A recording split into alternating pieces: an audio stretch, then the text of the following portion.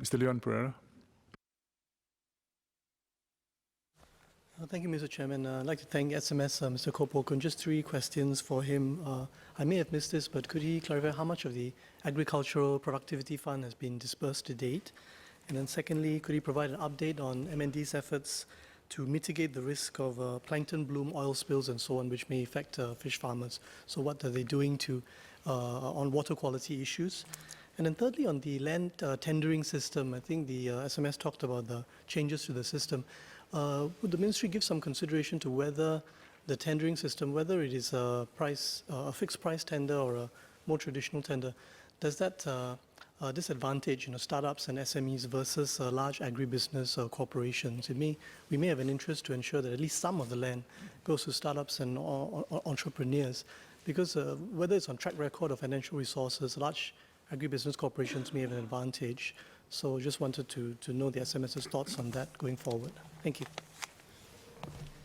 So, Chairman, I think for the first question on the how much APF has been disbursed, unfortunately, I don't have the numbers on hand right now. But I think many of the farmers whom we spoke to, as I said in my speech earlier, were keen to tap on the fund for productivity and technology to enhance their operations. And some of them may have held back because of the ongoing land tender. They wanted to wait until they have certainty of lease.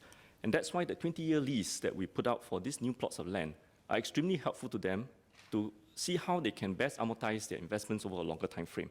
And hopefully with the enhancement to the APF that we have said earlier, from 700,000 to 2 million, will now allow them to more seriously consider useful technology spread over a 20-year time frame for them to take on really productive technology to move the sector much more forward.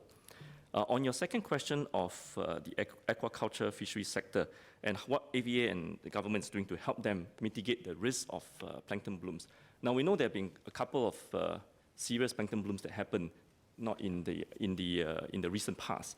What AVA has done is that they have stepped up closer water quality monitoring, checking on the plankton count and also on oxygenation level, also looking at the water temperature. And when any of these parameters exceed a certain comfort level, AVA will send out SMS, short messages to all the farmers on their mobile phone, so that the farm operators, the owners, are alerted to a potential for impending plankton bloom and take necessary precautions and remedial actions.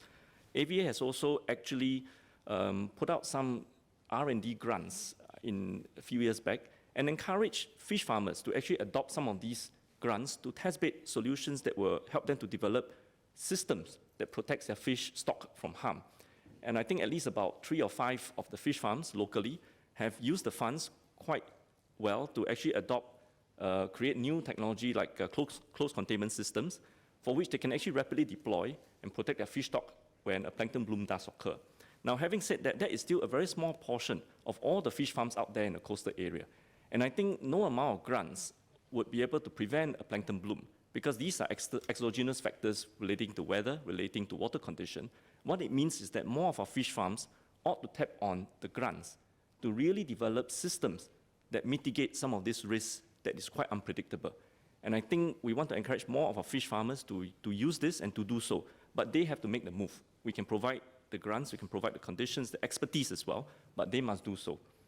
The third thing is on the fixed price tender, and this is the first time we're doing a fixed price tender method.